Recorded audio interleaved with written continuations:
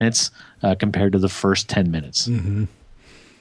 I watched that first episode again too, and I think it's right. In my opinion, it's right up there with the pilot. Just very good. Yeah. Okay.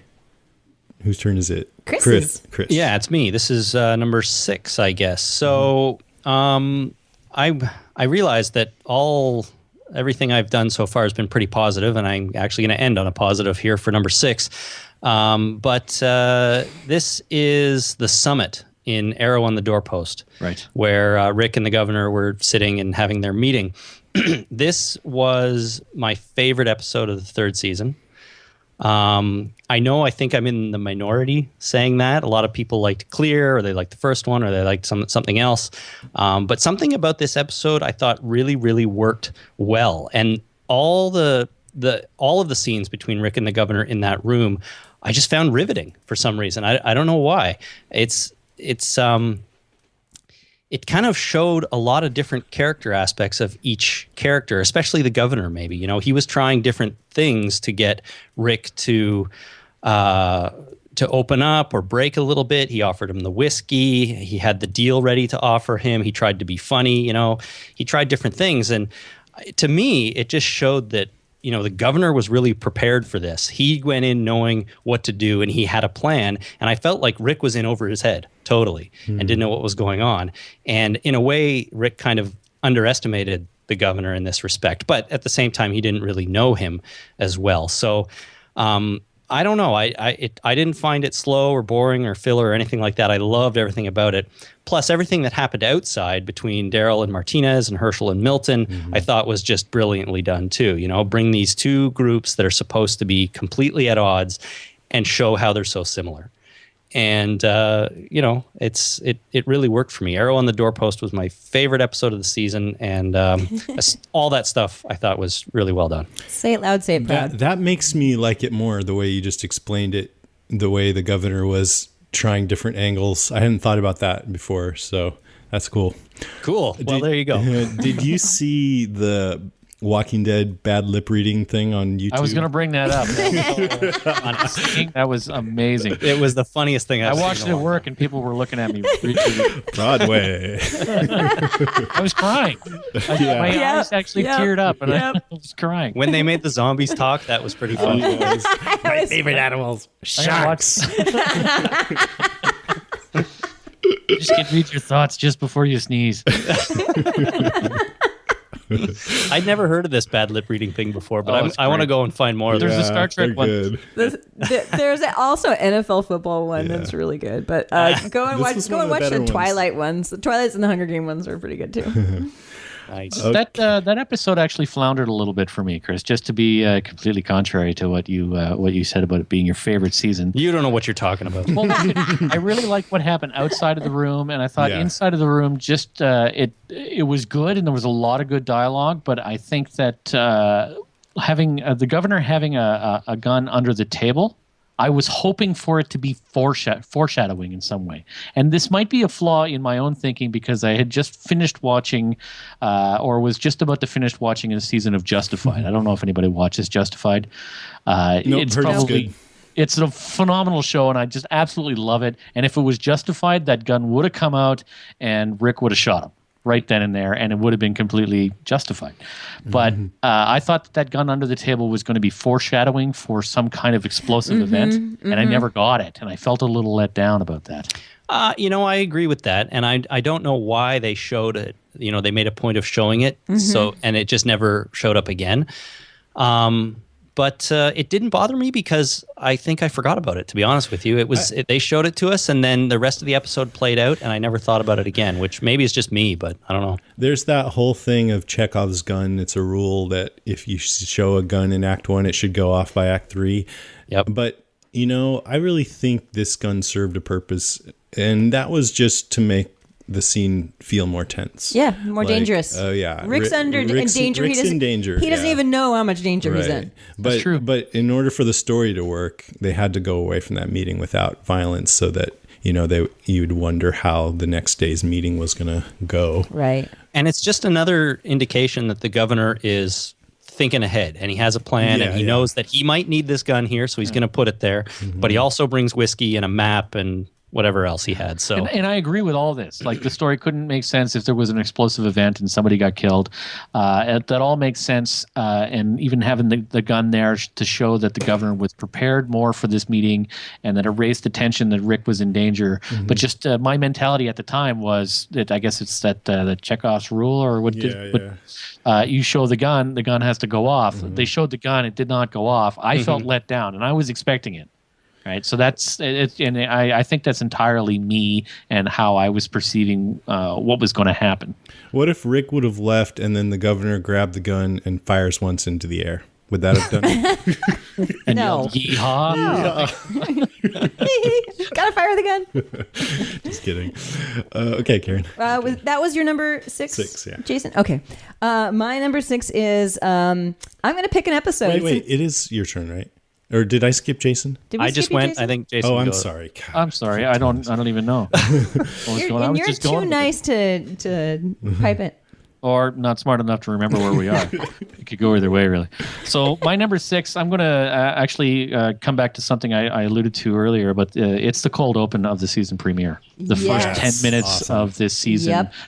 No dialogue. Well-oiled machine going in and doing what they've been doing for months, knowing exactly what's going on. What was it, an owl that Daryl found and shot and was plucking at the end there? Found some dog food. It was just that first 10 minutes was just riveting. And when I went back to rewatch it last week, I was blown away all over again. It was fantastic. And we learned so much about what has happened without any dialogue at all. We learned that about 6 months has passed because we see Lori, and now she's giant. And we know that Carl now is a badass with a silencer on his gun. We know that they work together really nicely as a sort without of Shane. Without Shane, as a team, and they kind of they don't need words. They're a well-oiled machine. They're hungry. And they're hungry. Yeah, they're hungry, and they've been traveling a while. But they still have their principles because they won't eat that dog food. Right. No, they. Hey, didn't Carl want it? Yeah, he wanted. He wanted to, but Rick wouldn't let him. His jerky dad didn't knock it out of his hands. I like that scene too. Watching it again, I just watched it a couple days ago, just because it feels so good on this show to get a change of scenery. Just being in a house, it's different than the prison, and I liked it just for that. And it makes me feel, I hope they can get it together one of these seasons and just have a season where they're on the road and they're in different places all the time. I know it's more expensive, but other shows do it. Yeah, it's not going to happen with the next season. Sorry. Yeah. That was my number 6. So, Jason, it's you. What, that first? Yeah, the cold open. minutes? Yeah. Okay. Oh, did I steal it from you? It's You okay. didn't steal it. So if we had skipped me shared it. altogether, we would have been here anyway. Yes, exactly. Awesome. Okay, my number 6 is Laurie's death. That was such a great sequence. It was so sad and shocking to think that Laurie would die so early. I thought she would probably die this season because she dies in the prison in the comic, but not that early. And it was good that, she had been annoying in season 2, but she was sort of contrite and more likable, I thought. And you felt sorry for her because Rick wasn't paying any attention to her. And so she went from being hated to being missed. I missed her. And it was just such a powerful episode. And I hope the show still has the courage to kill off major characters like that. I'm afraid if the more the execs have control, that they'll be catering to demographics. And right now I already feel Norman Reedus is completely safe and they don't want people to get mad at them. And I like Norman Reedus on the show, but I just, also think one of the great things about Walking Dead has always been that you never know who's going to live or who's going to die. Do you think with the showrunner problems, the execs are more in control than they would be normally or should be? Actually, yeah, I do. I guess I don't really have concrete for sure evidence about that, but just from everything that we've heard about Glenn Mazzara fighting with them, and I've heard rumors that they're catering to demographics, and I just think that they're more in control, and they own that show in a way that they don't own their other shows, I guess. Mm-hmm. So they have more control over it. Yeah. Well, I heard similar complaints about people complaining about Emily Kinney even becoming a series regular, and that they're just doing that to cater to cute young girl on the show. They need that, they figure. So. Mm-hmm. And I hear she'll be singing at least once per episode next season. Right. And just on that same note, just lots of deaths this season. Andrea, T-Dog, Merle, Milton, Oscar, Axel, Thomas, Andrew, Ben, Alan, Donna, a whole bunch of Woodburyans, and Herschel's leg. And special zombies. And zombies. And so zombies. Left from season 1 are Rick, Carl, Glenn, Daryl, and Carol. And that's all. Wow, that's not much. Mm-hmm. And for all we know, Morgan. Oh, that's right. Yeah, Morgan. You're right. We don't know, though. He seemed like he was in bad shape when we left him. Oh, he's still kicking around. Yeah, he'll be back. He'll be back. Yeah. I think he'll be back. We'll see him once a season. He'll pop in and out, and that'll be that. He'll be like 2 times in worse shape than he was when we saw him this time. Great. That'll be fun. Okay, well, that's the first half of our countdown. So thanks, you guys. Everybody listening, be sure to listen to the second half on the Talking Dead podcast, which you can find on iTunes or at talkingdeadpodcast.com. Thanks, guys. No, thank you. No problem. It was awesome. Yeah, we'll talk to you in like 3 minutes. Great.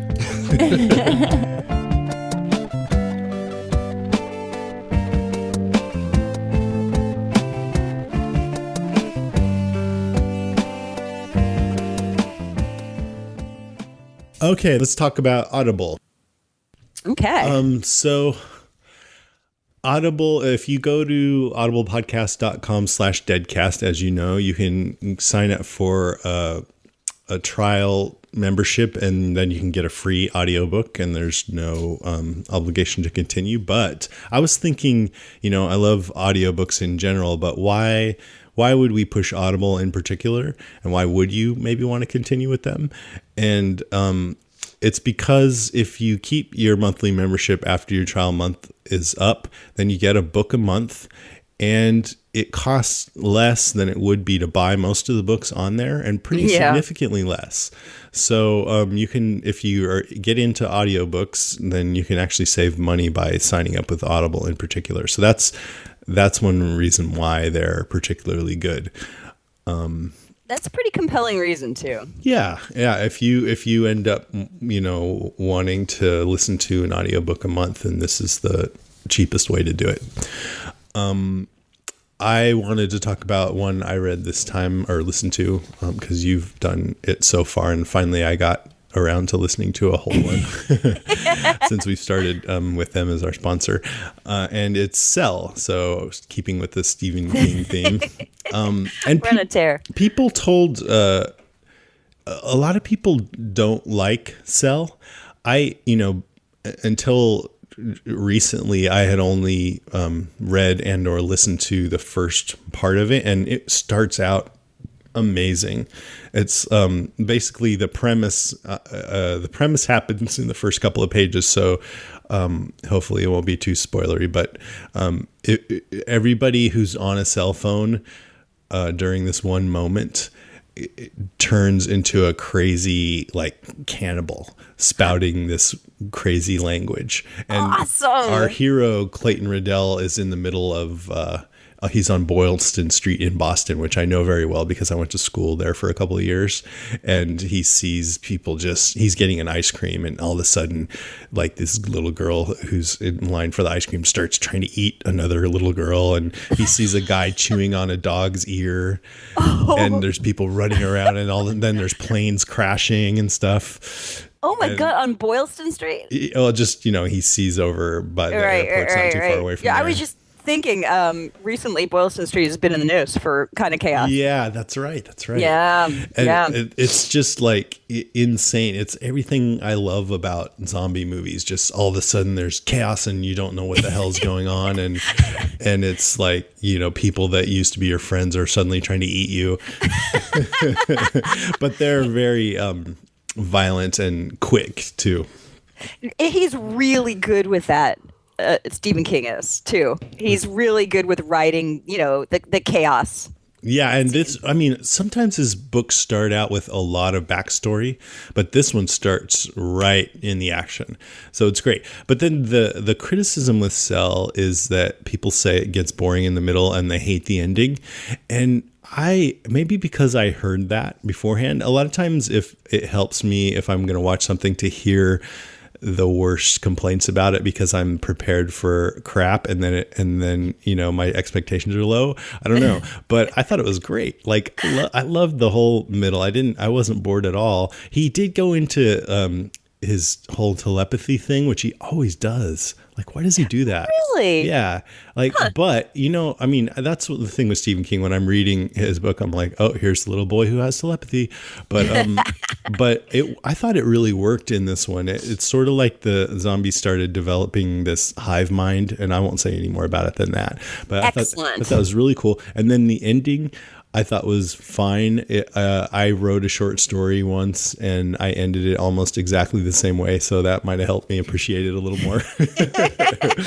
But anyways, yeah, I guess if you know that the ending kind of leaves something up in the air and you're okay with that, then, you know, go along for the journey. But personally, I really liked it.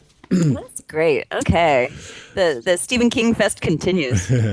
So go to audiblepodcast.com/deadcast, sign up for your risk-free trial. You can get a free audiobook of your choice. And if anyone from Audible is listening to this, we just want to thank you for helping support the podcast. Thanks, Audible. It's time for the news. Just a few things today. Start off with a couple of non-Walking Dead related things. I learned that season 4 of the zombie podcast We're Alive starts in August, so that's coming up. Cool. Are you looking forward to it? Have you been, yeah. And been waiting for it? One reason why is because it's the last season. And I really want to find out. When we had KC Whalen on for an interview a couple of years ago, he said that, I think he said there was a definitive ending, and when he started this whole thing, he knew why this was the zombie outbreak was happening.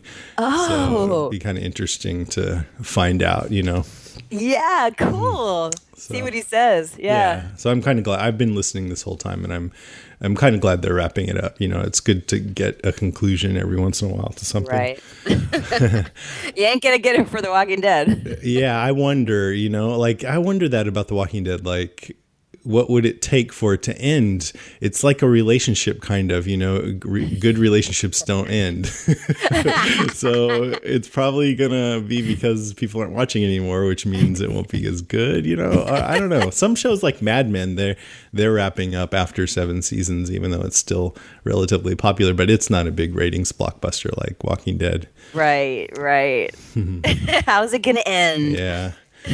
It's not you, it's me. Maybe there'll be some new horror craze by then. Everybody will be into ghosts or something. Okay, next thing. There's 2 Stephen King novels in various stages of development for TV. Yeah. One is 11/22/63. We might have already talked about that, but J.J. Abrams is in talks to make it into an ongoing TV show. Yeah, I think we did chat about this. He originally, I think, was working with, I want to say Jonathan Demme, but I'm not completely certain about that. And I guess the rumor mill had it where they had a hard time working together. Mm-hmm. So really? Oh. Yeah, maybe J.J. Abrams has an easier time with it. By the way, if suddenly I sound even more or even less energetic than usual, and Karen sounds more energetic than usual, it's because it's 6:45 in the morning, and that's her time to shine and my time to wish I was dead. and full disclosure, so yesterday we recorded the first half of this podcast, and the Talking Dead guys. With the Talking Dead guys, and that goes so long. I think we did about 2.5 hours, and that was really about we had reached our maximum. It was fun though.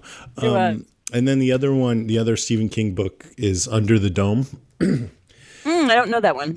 It's this, I guess, small town, and suddenly there's this invisible dome over the town, and nobody can get in or out. Right. It's gotten good reviews. People really like this book. And I think it came out just a couple of years ago. It's one of his later ones. And it's already made. It starts up June 24th on CBS. It's coming up. It's developed by Brian K. Vaughan. Comic readers will know this guy. He's a really good comic book writer. He did this series called Why the Last Man. And he was also a writer on Lost for a season. Yeah. I do know that name. Maybe that's my next audiobook that I listen to during. Oh yeah, maybe traffic. we should do one together. Because I want to listen to that one. too. Yeah. Okay. Yeah. We're doing all Stephen King books, but anyway, yeah, let's do it. Not intentionally, I swear. I'm looking forward to that. I don't know. This shows is on CBS. I haven't watched network shows in a long time, but maybe it'll be good. Yeah. There's a show coming up on ABC that I can't remember what it was, but I was interested in watching it. Shoot, what is it? ABC. Oh well, maybe I'll think of it later. Hockey? Was it hockey? Yeah, that's it. It's a TV show about hockey. That might be kind of good.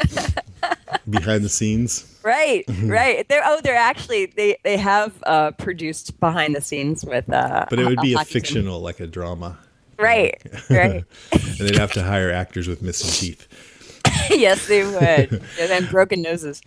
Okay, so here's some Walking Dead news. They've started filming season 4 this week. Oh, really? There was a picture online, just one so far. It just showed Rick in the woods looking worried, and there's a zombie coming up behind him. That could have been from any season. I know, that's right. Except he looks skinnier and more haggard than he did in season 1. Wow. But I can't believe they're already started. Like I said, they're not leaving any time for Carl's growth spurts.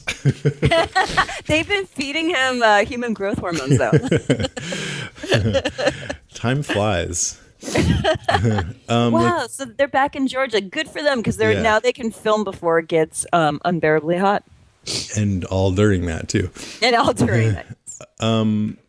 So next, this guy, Lawrence Gilliard Jr. played D'Angelo Barksdale on The Wire. And now he's going to be on Walking Dead in season 4 as troubled Army medic Bob Stuckey. He's the second guy from The Wire. Chad Coleman, who plays Tyrese, was also on The Wire. Did you ever see The Wire? No, I hear great things. Yeah, it's one of those shows that everyone who's seen it says is really great. A lot of people say it's the best show ever made. And to everyone who hasn't seen it, it feels like homework for some reason. Yes, exactly. David's like, he's told me it's gritty, and you have to keep watching it and just push through. And I'm like, that sounds great. Yeah, that sounds like a pregnancy or something. Has he seen the whole thing? No. So he didn't push through. Just relating it to me. No, he hasn't started it. He's just telling me what his friends have said. Okay. Yeah. Tell him to watch the pilot of Battlestar Galactica, and then he will not feel like he has to push through. He won't be able to wait to see what happens next. Did you go through all of Battlestar Galactica? Hell yeah. Once you see the first episode, you're going to want to watch the whole series. That's it. It's heroin, basically. Oh, I can't wait. You're a pusher. You're totally the pusher for me. Only the good stuff, though. Yeah, that's true. I'm not going to tell you to go back and watch Golden Girls or something. Although that wasn't bad. Really? Did you just say that on our podcast? It was okay. I think there's some famous writers who worked on that show. I don't know for sure. Alan Ball worked on that show. No, Alan Ball worked on Grace, I think. Anyway, that's completely different comedies. than Golden Girls. Is it? Oh, okay. Yes. B. Arthur. She's hilarious. Yes. That's hilarious. You're absolutely right. So, final item is slightly potentially spoilery, but not really. But if you hate any trace of spoiler, you should move on now. But when asked whether there'll be a time jump between seasons 3 and 4, a source at TV Line said, "I'm hearing there will be a somewhat significant time jump. Hint, more than 3 months, but less than a year." So, and I think they said it will be more than 3 months. I guess the time jump between seasons 2 and 3 was about 3 months. I don't know. But anyways, time jump. I'm gonna say that was about 6 months, but what do I know? The Lori just looked really pregnant between 2. That's true. Yeah. Maybe it'll be exactly the same. Yeah. Okay, that's it for the news. Let's move on to listener moans, groans, and grunts. Okay, this first email comes from listener Jim. If you run out of stuff to talk about, I'd like to hear y'all's thoughts on the NHL playoffs. I know those guys are all about some hockey, and I imagine Karen is pretty psyched about how badass San Jose has been. Sorry for the beatdown last year, by the way. Jim from St. Louis. Thanks, Jim. Actually, I take that back. He goes on. Yeah. After all, it was Morgan who told us to never be sorry. With advice like that, it's no wonder Carl shot that poor bastard. We talked with the Talking Dead guys about hockey for a good, 5-10 minutes. You think I should include that at the end for people who want to hear that kind of stuff? Hockey talk with the Talking Dead. Hockey Talking Dead. But if you want to say anything else about the playoffs. That's hilarious. I am pretty psyched about how badass the San Jose Sharks have been. They we don't even know who they're playing next because they swept the series. So that's pretty nice. I just love my all-star lineup would include such teams as the Pittsburgh Penguins. I love me some Pittsburgh, and even the Chicago Blackhawks. I've been having a good time with hockey. Love me some hockey. Did you like hockey before you met David? No. But you're into it now, huh? I'm into it now because cool. when you watch it with somebody who loves it and sort of stops, rewinds, and says, "Okay, here's why this shot is so special. Check out what he does here," and that's pretty great. And you start going to games and you start falling in love with it. And I'm a goner. I love it. Yeah, so, it helps, huh? When somebody has a real passion for something, you get drawn into it sometimes. And were the Talking Dead boys so unbelievably adorable when they were talking about hockey? Maybe you didn't see it, but I sure did. I was thinking that they were so. I was thinking that too. Yeah. Adorable. Are you sure you weren't making your shopping list? I was thinking about switching the subject.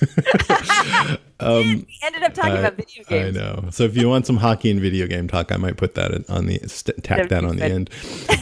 Okay, let's move on. This is from Samantha. Hey guys, this cracked me up the other day. I teach little kids with autism as an ABA therapist, and part of my job is to shadow them at school. At one of my girls' preschool, the kids have started walking around with their arms out saying brains. I laughed so hard. One boy was put in a timeout for not following instructions, and the teacher was all, "I told you to stop walking around saying brains." Oh, that's hilarious. That is hilarious. Stop pretending to be a zombie. Yeah. and sit in your seat and do what I tell you to do. And I know, exactly. Be a zombie in the way that I say to be a zombie. Right. And I can just picture all the other kids getting in on it and the teacher not knowing what to do. It's so cute. Yeah, especially when you're not the teacher. Thanks, Samantha. I was a substitute teacher for a year. It was hard. What grade? K through 12. Wow. My first day was kindergarten, and it was like a week into the school year. So they were totally, uninformed. They weren't used to the routine, and it was just like that movie Kindergarten Cop with Arnold Schwarzenegger. They were running around, writing on the walls, throwing crap at each other. And you're a really tall guy too, so you're a really tall guy and got these little knee biters down there. And it was in my my kindergarten teacher. I was subbing for my own kindergarten teacher. Isn't that crazy? Really? Yeah. Were you? Oh, that's so cute. It was just a coincidence, but I'm like, hey, I went to the school. Hey, that was my teacher. Did he or she remember you? No. Usually the teacher, you don't see the teacher because they're homesick, but I think she was there in the morning, but she didn't remember. It was too long ago. I was like 24, so. Right, you changed a little. Yeah, a little bit. Pretty good. Okay, let's move on. This next one comes from Adam, who writes, if you enjoyed Warm Bodies, there's a book called Breathers, A Zombie's Lament by S.G. Brown. It's the first time I've ever heard of the rom-zom-com genre. That would be romantic zombie comedy genre, rom-zom-com. fun to say. And when Warm Bodies came out, I thought it was an adapted version of the book. But from what I've seen, it's not. Anyway, just thought you'd like to check it out. Party on, Adam. Cool. Breathers. Breathers, A Zombie's Lament. It's on my list, my friend. This is from Heather. I'm hooked on Margaret Atwood now. Thanks. You're welcome. Oh, you've got some fun reading ahead of you. What's it called? The Robber Bride. You have to listen to or read The Robber Bride. Yeah. Oh, so awesome. This one comes from Donald, who writes, Zombieland TV show. Horrible. Did you watch it? No, I haven't yet. You know what? Most people don't like it. What? Yeah. Some people agree with me, but most people don't. And I can kind of see, it felt to me like a new show that has a lot of potential, but the actors aren't quite gelling together yet. But the beginnings of things are sometimes difficult. I know. They need to give shows more time. Like Cheers, it was at the bottom of the ratings list the first year. I think it started off pretty good, but it wasn't anywhere near as good as it got, and it had really low ratings, but they gave it time to breathe and it got good. Right. I really felt like the Zombieland TV show was good enough to give it more time, but I think the way they're doing these Amazon pilots, there's a whole bunch of them, and they're watching how the people review them to decide which ones continue on, and it's getting okay reviews, but not great. So I imagine they probably won't make any more. Too bad. And then we have a bunch of calls today. So here's Matt from SF. Matt from San Francisco's comments in 5, 4, 3, 2, 1. Hey, Jason and Karen, it's Matt from San Francisco. Obviously, just calling to say thank you for a great podcast. I love The Walking Dead. I know there's a handful of negative reviews out there about the season finale, but I just love it from episode 1 to this last season finale. I'm just a freaking zombie sponge. Just give it to me. I'll take it. Anyway, thanks for all your work. It makes my hour-long commute from San Francisco south far better. And keep it up. Thanks a lot. Don't get bit. Ha! Ow! What the fuck? You just bit me. What? 4 hours later.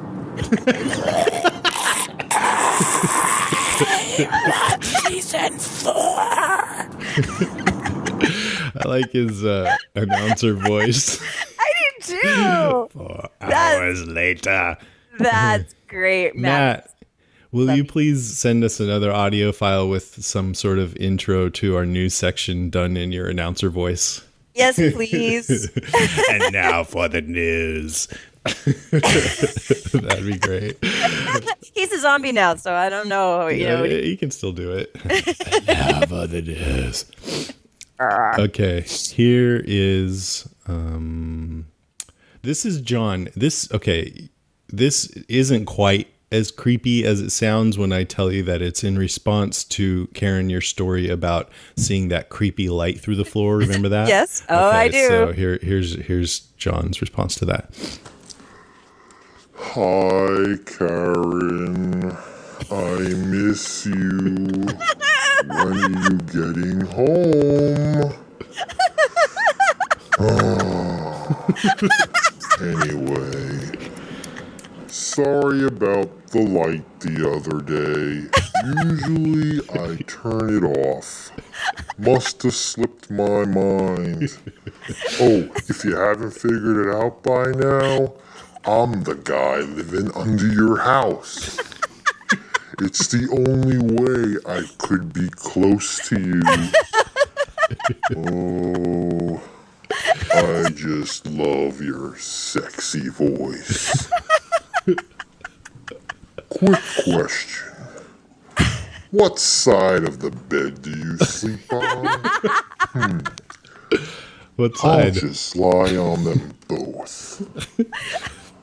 Oh, and tell Jason he was this close to having a freak accident with that little joke of his. Jason and Bill. What the fuck?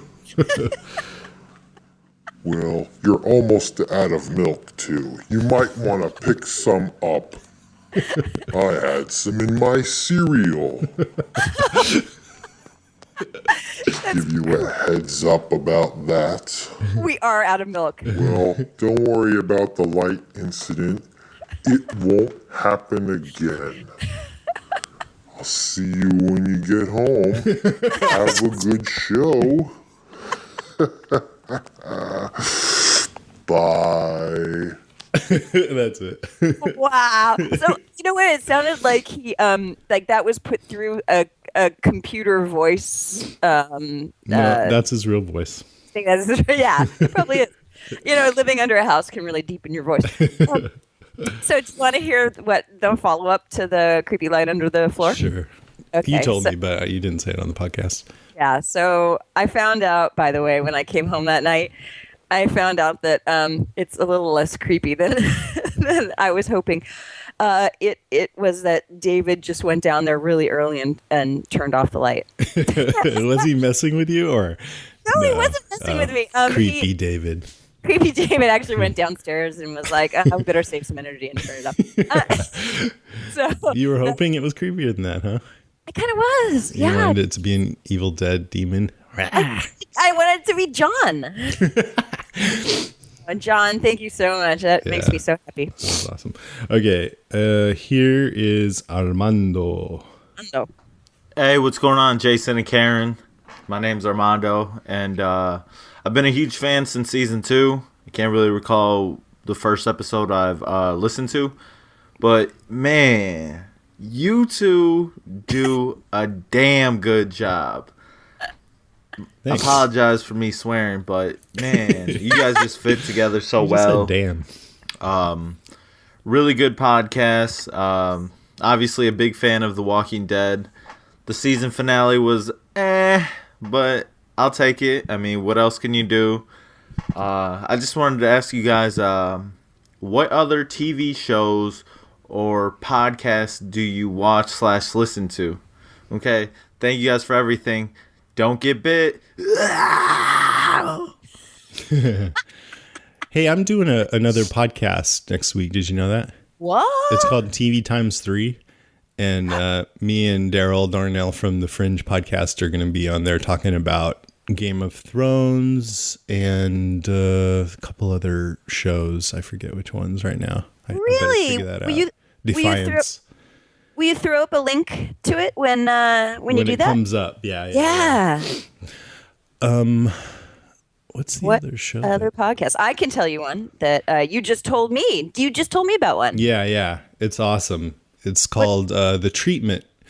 It's this guy, Elvis Mitchell. He's a longtime film critic. All the directors know him. And he interviews mostly filmmakers, directors, and producers and things like that. And he's very in-depth.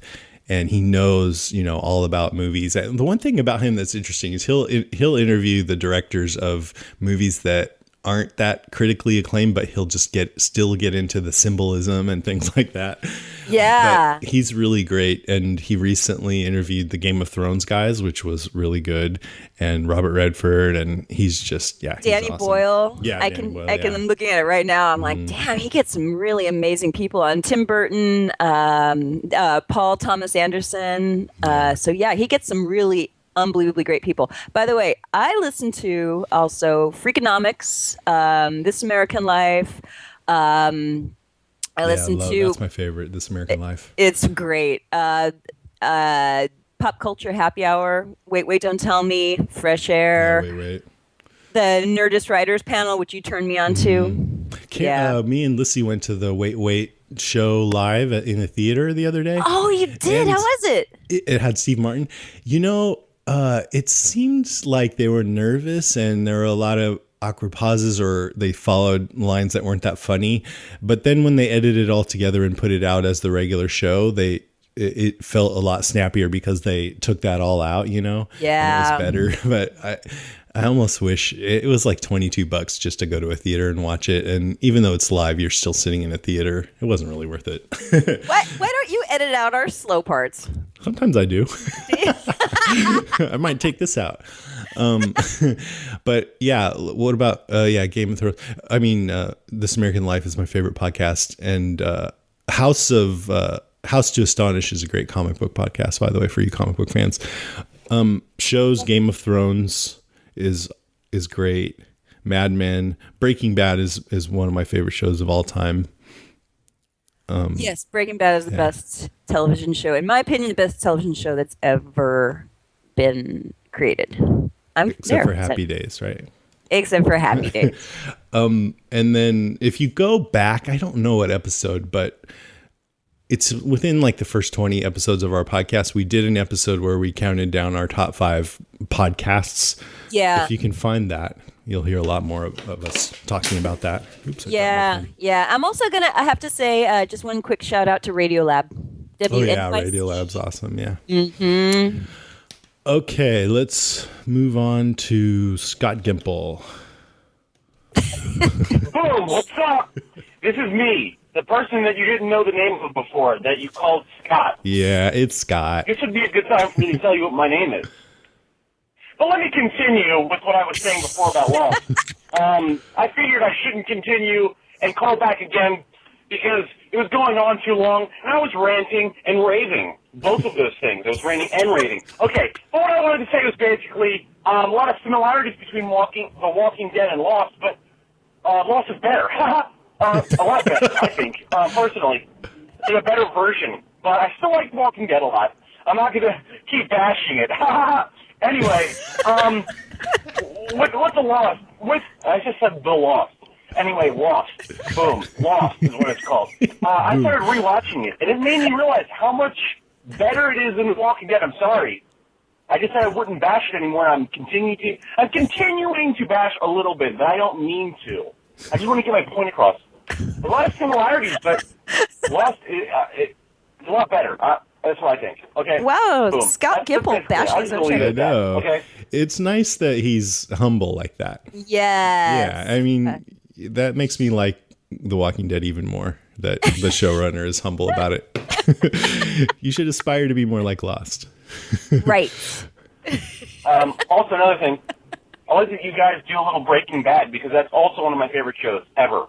I think Lost is my favorite show, but Breaking Bad is probably one of the most well-done shows ever. And I like, I've always thought that they're really good at not making mistakes and, making everything as realistic and credible as possible. And I feel like The Walking Dead, their highest priority is entertainment. That is above the, errors in continuity and other stuff like that. And Breaking Bad, it's kind of like, no, dude. No, we care about that. But whatever. The point is... Yeah, I think he has a point there. I mean, I do feel like Vince Gilligan, the showrunner of Breaking Bad, just is obsessive about those details. Yes, which is nice. It's nice when it's entertaining, which it almost always is in Breaking Bad. He has a way of showing the minute details of how something is done and making it entertaining. I think you could really get bogged down in that stuff if not done well, Right. But yeah. You should tell Scott Gimple that you had a Breaking Bad podcast. Oh, I had a Breaking Bad podcast. Well done. Thanks. Well done. Here we go. Finish up. Got another minute left on. I like Breaking Bad as well, but I still like Lost better. Boom. That's basically all I wanted to say. I just wanted to finish up my last thought. I like your podcasts, and hey, I sent another message before about Karen. I said that I've never seen Karen, but just by her voice, I am picturing her as a blonde, attractive female. And I want to know, is that accurate? Boom! Have I told you what my name is yet? I think it's more interesting if I don't. Want to hear my zombie sounds? Boom! I'm not going to give you that either. That counts. You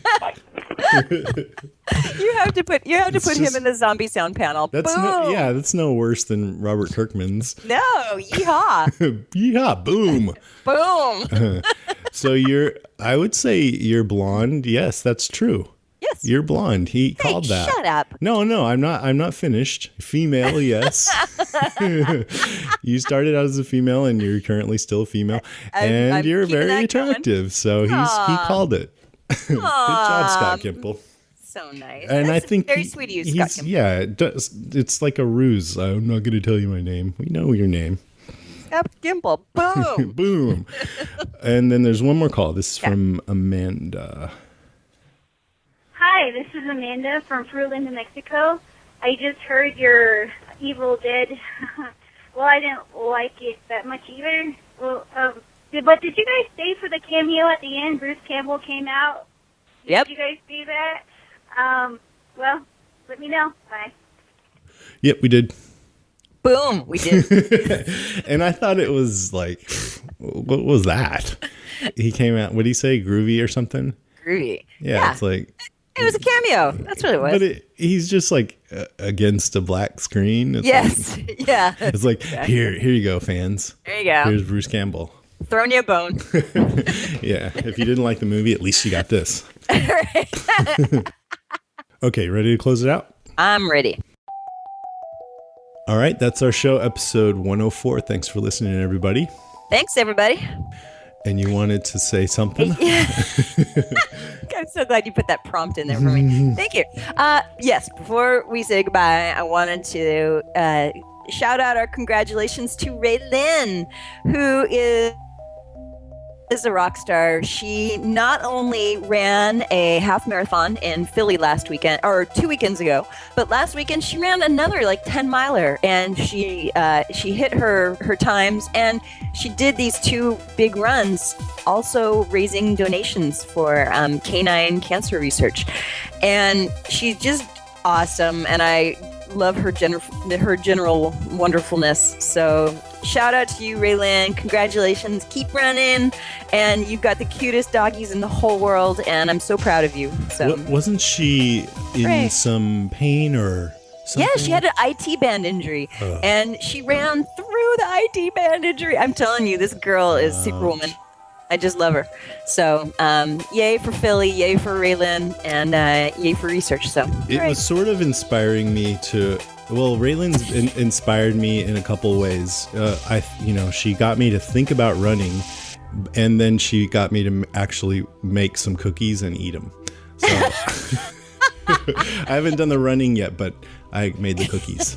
It's a whole yin yang thing, honey. You gotta say baby steps, baby. Yeah. Oh yeah, and you gave me half of the cookies that you made. Yeah, I actually gave Karen some this time. I think David had 3 of them last night. Oh, really? He liked them? Yeah. Good. Yeah. Jenny doesn't like things that are too sweet. So I gave her one and she's like, it's very sweet. And then I'm like, oh, I failed. And then Jenny took some to work and she came home and she's like, they all say I have an awesome husband.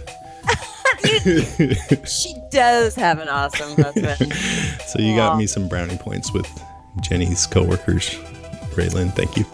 Way to go, Raylyn. Okay, if you would like to leave us a message, we got some great messages this week. Mm-hmm. You can call us at 650-485-DEAD. That's 650-485-3323. Or you can send us an audio file, which will sound really good. Yep. You can email us at brains@walkingdeadcast.com. You can check out our website at walkingdeadcast.com, and don't forget to click through our Amazon link on there whenever you shop at amazon.com. People have still been continuing to do that, and we really appreciate it. And we're also on Twitter at Jason and Karen, and on Facebook at facebook.com/deadcast. And we're on Tumblr at walkingdeadcast.tumblr.com, and on Pinterest at pinterest.com/deadcast. And I was just going to mention something. Oh, we might... Mark Manfrey is working on a website redesign for us. Really? Yeah. Cool. So that'll be rolled out sometime in the next probably few months. But I'm excited about that. He said it's already looking pretty eerie. Ooh, we like the eerie. So we're having a spread out schedule here during the off season. Our shows have been parceled out every 3 weeks or even later, but because of the way the schedule's worked out, our next episode is actually going to be a week from now, and we're going to have Brittany Duke on. Woo! Brittany Duke! To do our top 5 all-time favorite movies, which we haven't done before. So that should be fun. I'm totally excited about that. Yeah. That'll be great. That'll be cool. And, we'll do news and other things. I might try to have an interview or something, but we'll see. And then in the coming weeks after that, we're going to do a joint episode with The Because Show. So that should be fun. That should be fun. I'm a little scared, but it should be really fun. Yeah, because we're going to do half our style where we do top 5. I think my idea was top 5 favorite things that have ever happened to you. Ooh. And then I'm going to let Geraldine take over and do a Because Show style second half, which means we're going to have to get all personal and revealing and stuff like that. Maybe not. We'll see. Leave it up to them. But anyway, this was a good show. Lots of fun. Yeah, had a great time. Talking Dead guys. Thanks, Chris. Thanks, Jason. Thanks, guys. All right, that's our show. Thanks for listening. Don't get bit. Jason Miles. Boom! Boom! Boom. That does sound better. Oh. You guys sound really good. You sound good and Canadian. Oh, we sound Canadian, dude. Weird. That's because there's a hockey game on in the background. Oh, who are you watching? Well, we're watching the Leafs and the Boston Bruins. It's Game 5, and the Leafs are going to be eliminated tonight. So, yay! No. Way to keep that winning spirit, Chris. Yeah, well. Yeah, the Sharkies are in it. I'm really excited. They're playing tonight. No, they're not. They eliminated Vancouver just the other day. Oh, you're right. Sorry. It's the Warriors who are playing tonight. Somebody's playing tonight. Who are the Warriors? I'm sorry. Basketball. It's an American thing. That's okay. We have the Raptors up here. We have basketball. Do you think this is going to be good? Yes, that sounds like way better. Okay, Yeah. fine. And so you know that instead of talking about zombies now, we're going to just talk about hockey. That's okay, right? To be honest, that's okay with me. I'll be leaving. I can put in some color commentary about what color the uniforms are, and I'm really impressed with the fact that their sticks reach all the way to the ice, even though they are wearing skates. That raised them up a little bit. Wow. I think they should have the sticks not quite reach down, but just have really big pucks. Well, that'd be a good idea. You know what? Some time ago, one of the team managers thought that to make it more accessible to newbies, they would use a colored puck, like a neon yellow or neon green puck. Nice. And, they were adding special effects on screen. Right. I remember that. Right, exactly. That didn't last very long. No, I think that's I always hilarious. thought it was sort of silly. But then, I think poker in the States gets a lot better TV viewing than hockey even, so I don't blame them for trying to increase the market a little bit. Man, that makes me mad. Yeah, me too. Poker, that's not a sport. I mean, you're gonna hate me for this, but I tried to watch soccer, and it's fun for a little while, but they just score so little, and it gets kind of boring. And to me, hockey's like soccer on fast forward. Right. Which is better. So it's better than soccer. Better, yeah. Yeah. You should try lacrosse. Lacrosse is gaining in popularity up here, and it's like hockey, but like on a field. On steroids. It's indoor, and they're mean. Like it's fast and they're rough. Yeah. It has a lot more comedic value as well, because the goalies in lacrosse wear these ridiculously huge suits. Like their pads are just massive. They look like marionettes. They do, yet they can't save a damn thing. No. It doesn't work. Yeah. So you might like it, Jason. There's a lot of scoring, and it's violent. I don't know. Can I say one last thing that's actually horror related regarding hockey? I watched an old documentary on the Philadelphia Flyers, the bullies of Broad Street Broad Street Bullies or something like that. And they had the old the old goalie masks on. And for somebody like me who's relatively new to the sport, when they wear the old hockey masks, all I can think of is Jason from Halloween. Oh, yeah. That's all I can think about. I'm like, oh, now he's just like, it's a shout out, right? It's a shout out to an old, no, that's actually what the hockey masks used to look like, what the goalie masks used to look like. It's funny. Yeah, absolutely. They did. They wore some weird looking masks in the early days. Yes. And before that, the goalies didn't even wear a helmet, which makes so little sense. It's so weird to believe I it. didn't know that. Yeah, the players did not wear helmets. Like back at you watch old. Not even the goalies. Yeah. Oh my God. Took it. Yeah. And very few of them had all of their teeth. And that's Well, back, even these days, very few players have all their teeth. But that's back when men were men, and man, you take it. You take it. There was one guy, I don't remember his name, but he actually had his teeth removed on purpose because he figured they were going to be knocked out anyways. This was back in my back in the old days. But That's hilarious. can you imagine? But like, my job is to play a game, and I'm going to go have all my teeth removed because they're going to get knocked out anyways. God, I love hockey so much.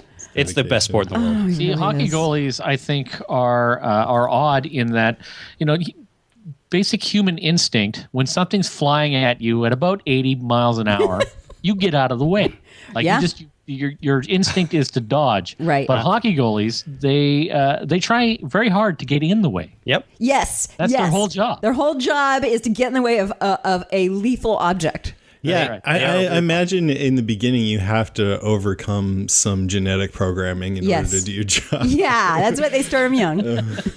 Yeah, well, they're a weird bunch. They're all very superstitious, and they all have, weird facial tics and things like that. Oh, so, yeah. They're a Just weird like bunch. baseball players, they do the same kind of thing. They talk, this one famously talked to the ball before he pitched the ball. And yeah. Oh. Hey, sweetie.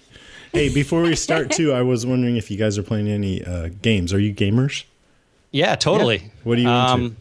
Well, I what the hell did I just finish playing? Oh, the Tomb Raider game. Yeah. I heard that was pretty good. Huh? I really, really liked it. Most people thought it was kind of average, but by the end of it, I thought it was really, really fantastic, actually. I thought it was a bit of a letdown, personally. Did you guys play Amnesia? No.